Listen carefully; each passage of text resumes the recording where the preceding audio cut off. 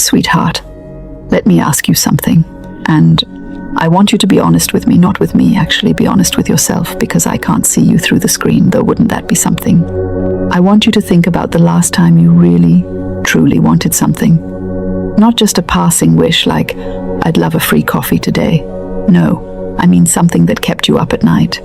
Something that made your heart ache a little, just thinking about it. A life that felt bigger, fuller, more alive than the one you were living. Maybe it was a certain kind of love. Maybe it was financial freedom. Maybe it was a creative dream you'd been carrying around like a secret ever since you were young. Whatever it was, I want you to hold that picture in your mind right now. Because here is what I know about you. That thing you want, it is already yours. You just haven't claimed it yet. Now, I know what some of you are thinking. You're sitting there, maybe a little skeptical, maybe a little hopeful, which is actually the perfect combination, by the way.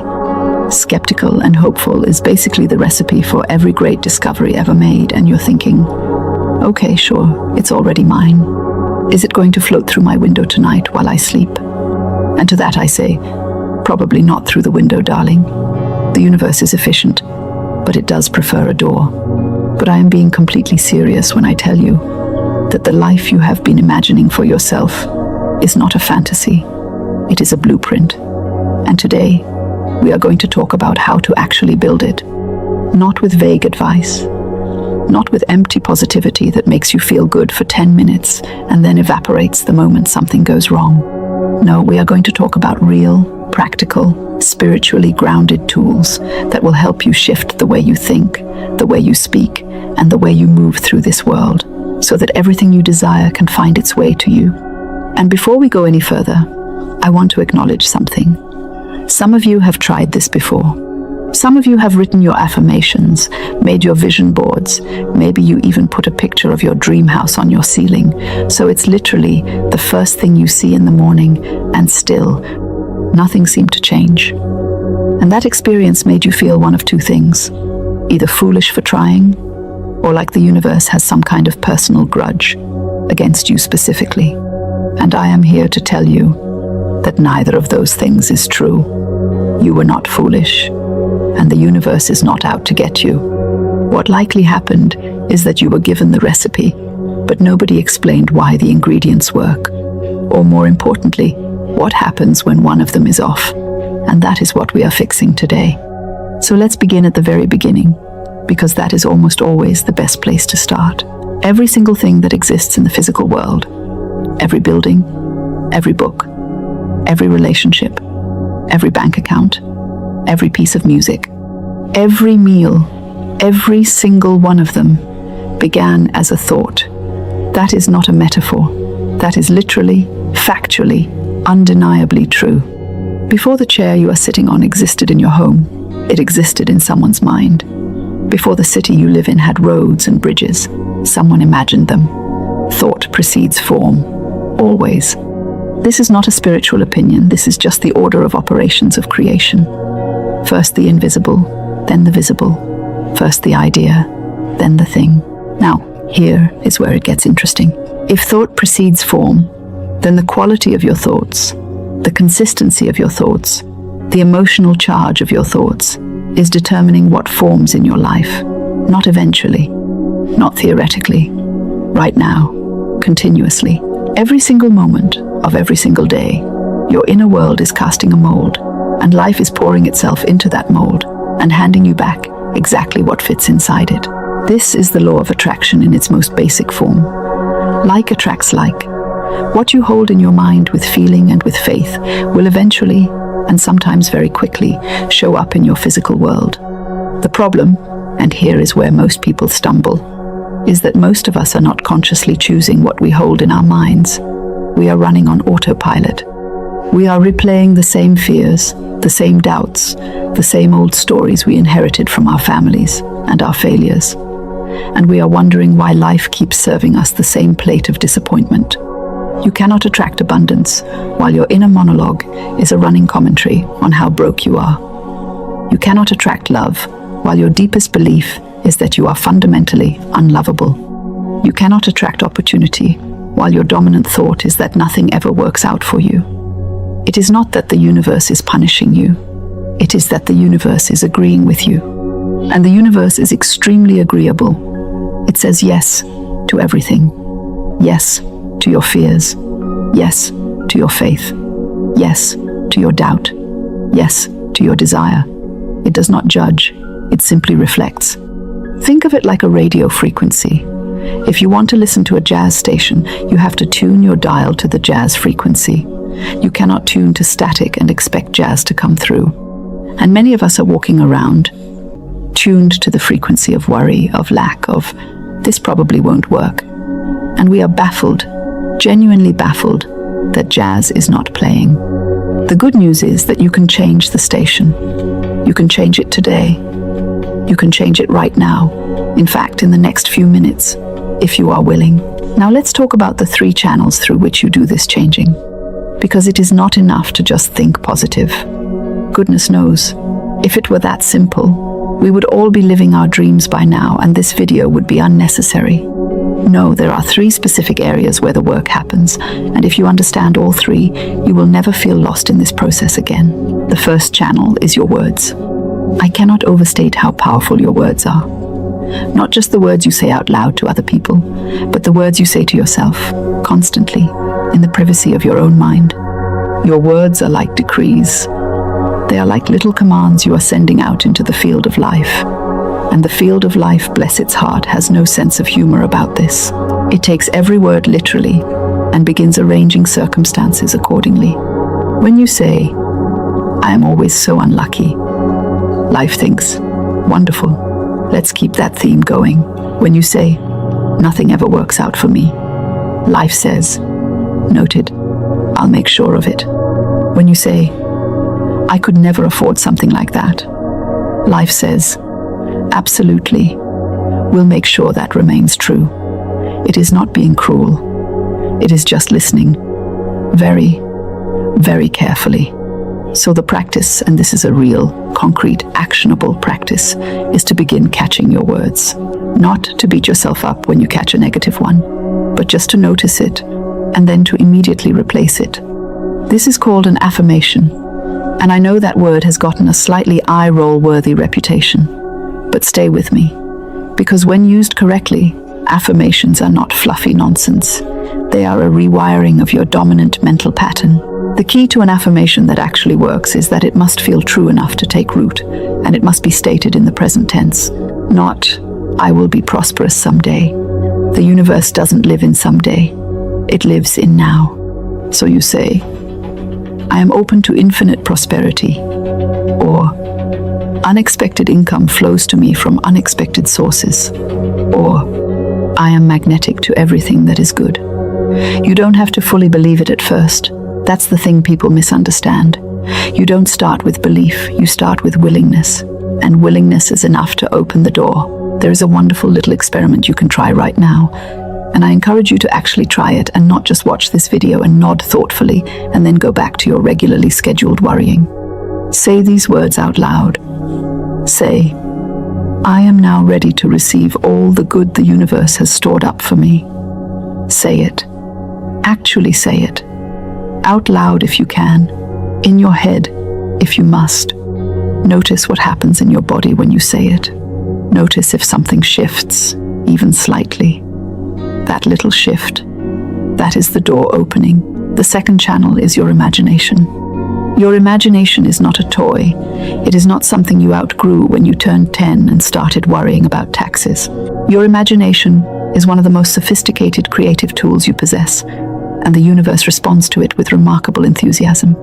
The pictures you hold in your inner eye, particularly when you hold them with feeling, with gratitude, as though they are already real, act as a powerful signal to the creative intelligence of the universe.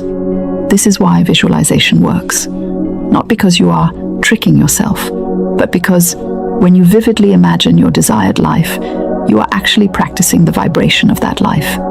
You are tuning your frequency. Remember the radio to the station of what you want, and from that frequency, you will begin to be guided.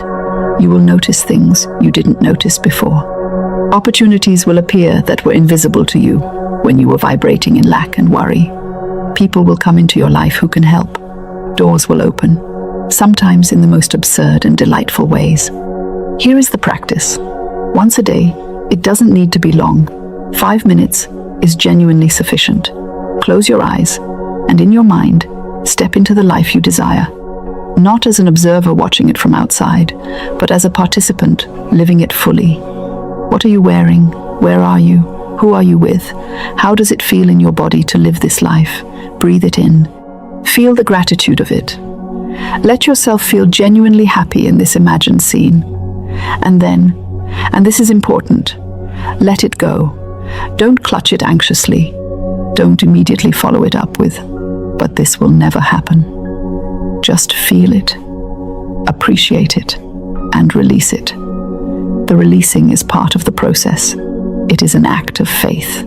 It says to the universe, "I trust you to handle the details." The third channel is your faith. And now we arrive at the part that separates those who manifest and those who don't. And it has nothing to do with how good your vision board is. It has everything to do with faith. Not necessarily religious faith, though if that is part of your life, beautiful, bring it with you. I mean faith as a spiritual posture. Faith as the decision to believe that there is a power in this universe that is working on your behalf, and that your good is not only possible, but inevitable when you align yourself with it. The opposite of faith is not doubt. Well, doubt is certainly inconvenient, but the true enemy of manifestation is fear. Fear is faith in reverse. Fear is a vivid imagination applied to what you don't want. And here is the darkly funny thing about fear. It is one of the most powerful attractors there is, because fear is usually accompanied by enormous emotional energy. And emotional energy amplifies the signal you are sending. So when you are terrified something bad will happen, you are often sending out an extremely strong, emotion-charged signal, right in the direction of the thing you dread, which is why the practice of replacing fear with faith is not optional. It is essential. Now, how do you build faith practically, especially when life has given you plenty of evidence that things don't always work out? You build it the same way you build any muscle, slowly, repeatedly, with patience and consistency. You begin to collect evidence of times when things did work out. You begin to notice the small miracles and synchronicities in your daily life, the parking spot that appeared, the friend who called right when you needed them, the unexpected kindness from a stranger. You start keeping what I like to call a book of good, a simple record of every time something went right, every time you felt guided, every time life surprised you pleasantly, and you read it regularly, especially on the days when fear is louder than faith. Because here is the truth. The universe has never once failed to deliver. Never. It is always responding, always moving, always arranging. The only question is whether you are arranging your inner world in a way that allows the good to reach you, or whether you have built so many walls of worry and doubt, and this doesn't work for people like me, that the good is knocking and knocking, but can't find a way in. Let's talk about one of the greatest traps in this whole process, and that is the trap of the how. Oh, the how. The how will drive you absolutely mad if you let it. Because when you set an intention, when you say, "I am ready to receive abundance, I am ready for my perfect partner, I am ready for my breakthrough," immediately, your logical mind sits up very straight and says, "Wonderful, but how exactly is this going to happen? What is the mechanism? What is the plan? What are the 7 steps? And can we map them out in a spreadsheet?" And I say this with deep affection for your logical mind, because it has kept you safe in many situations, and we appreciate it. That is not your job. The how is not your department. Your department is the what and the why and the feeling. You get to decide what you want and why you want it and how it will feel when it arrives. The how belongs to the universe, and the universe, I promise you, is infinitely more creative than you and I combined. It will find paths to your good that you could not have planned or predicted or scheduled into your calendar. This is perhaps the most liberating thing I can tell you. You do not have to figure it out. You just have to keep yourself in a state of openness, expectancy, and faith, and keep taking the inspired steps that are shown to you one at a time.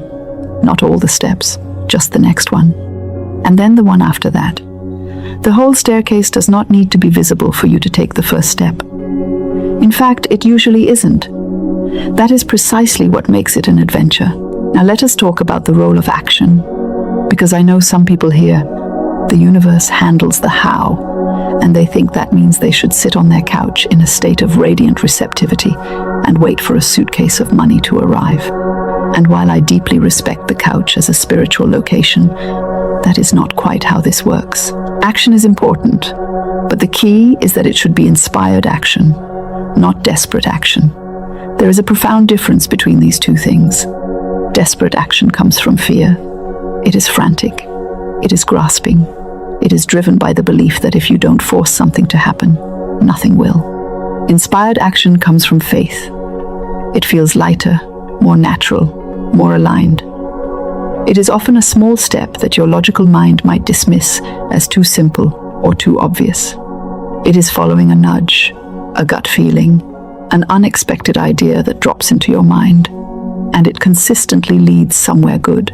So when you are asking the universe for something and you feel a sudden impulse to reach out to a particular person, or to try a particular thing, or to go to a particular place, go, try it. Follow the nudge. The universe communicates through nudges.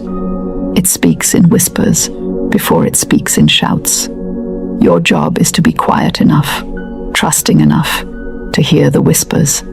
And what about when things go wrong? Because they will, sometimes. Because life is not a straight line, and the path to your manifestation is not always smooth. What do you do when something falls apart? What do you do when the thing you wanted doesn't come through, when the door closes, when the plan fails? You do something radical. You say, "Thank you." Not sarcastically, genuinely. You say, "Something better is coming." This door closed because a better door exists. And you choose, and I want you to really hear this word, choose to see the obstacle as a divine rerouting rather than a dead end. This is not denial. This is not pretending everything is fine when it isn't. It is the deeply brave act of trusting that a larger intelligence is at work in your life, and that it sees things you cannot see from where you are standing. Some of the greatest blessings of my life arrived wrapped in what looked like disappointment. Some of the things I thought I desperately wanted, looking back, I am profoundly grateful I did not receive, because what came instead was so much better, so much more aligned with who I truly was.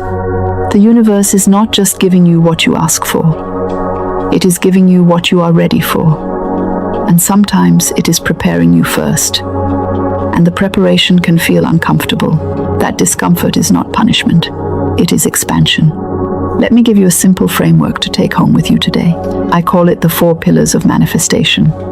And if you practice these 4 things consistently, not perfectly, consistently,